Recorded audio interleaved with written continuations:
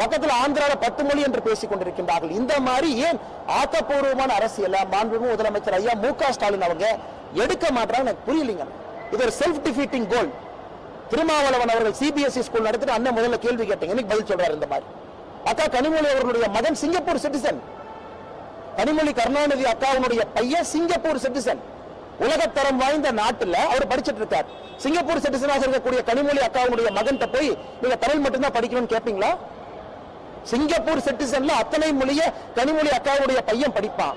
ஆனா அக்கா மட்டும் மைக் எடுத்து இல்ல இல்ல தமிழ்நாட்டில் குழந்தைகள் 2 மொழி தான் அப்படி பேசுற அக்கா ஏன் கனிமொழி அக்காவுடைய பையனை கவர்மெண்ட் ஸ்கூல்ல சேர்த்து 2 மொழி படிச்சு வைக்கிறேன்? இன்னைக்கு மொழியை பத்தி அவ்வளவு பேசுறாங்களே, நாங்க பெரியாருடைய பேத்தின்னு சொல்றாங்களே, கலைஞர் கருணாநிதி அவருடைய மகள்னு சொல்றாங்களே, ஏன் அவருடைய குழந்தைக்கு சிங்கப்பூர் சிட்டிசனாக ஒரு நியாயம், தமிழகத்தில் இருக்கக்கூடிய ஏழை பெற்றோருடைய குழந்தைகள் அரசு பள்ளியில் என்ன ஒரு நியாயம்? நாங்களும் கேட்போம்ல. பள்ளி கல்வித்துறை அமைச்சர் என் பையன் கிட்ட சொன்ன